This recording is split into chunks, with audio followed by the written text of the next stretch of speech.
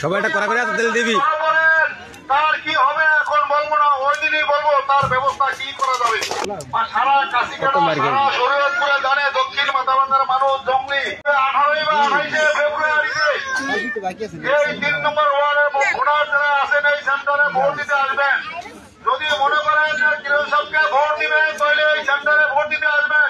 আর যদি মনে করেন না কিরণ সাহেবকে ভোট দিব না, আমি একটা ভোট চুরি করে দাঁড়িপাল্লায় দিব, অনুরোধ করে কই যদি সেই লোক এই ভোট দিতে সেন্টারে আসেন সবাই এটা করা করে তেল দিবি।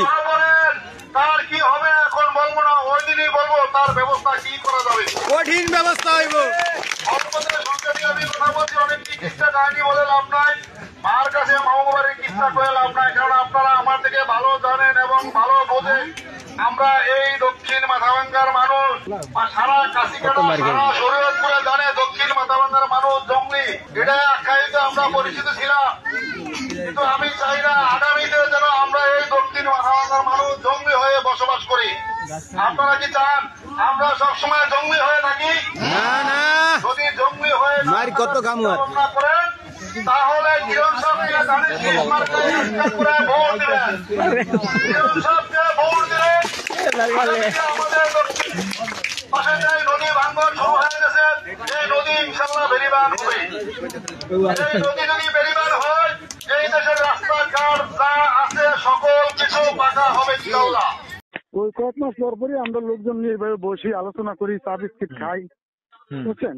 তো ওইরকমই ওই দিনকে ডাকাইছি, বইছি গ্রামে বর পরে এখন হইলো যে কইলাম যে নির্বাচন তো আলোচনা করতেছি, এই এমনি কোনো দলীয় না আলোচনা না, কার কোনো দলীয় আলোচনা না, এটা নিয়ে এমনি পাবলিক নিয়ে বিভিন্ন কথা বলতে গিয়া আলোচনা করতেছি, বিভিন্ন জনে বিভিন্ন মত করে, এক একজনের এক একটা মত সাধারণ পাবলিকের মতের বাইরে তো জোর জুলুমি করা হয় না, বুঝলেন?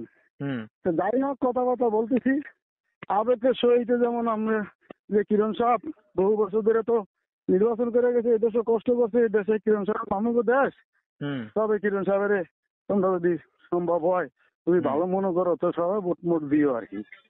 এইভাবে কোনো দলীয় এইভাবে আলোচনা না, এইভাবে একটা আমরা সামাজিক ভাবে বসছি, আলোচনা করছি, সেটা করতে গিয়া যেমন আমি কথা কইতে গিয়া ওই আবেগের সহিত একটা ভুল কথা বলে লাইছি আর কি, কথাটা একটু করা হয়ে গেছে আমার নিজেও আমি ব্যক্ত হয়ে গেছি কথাটা বলে।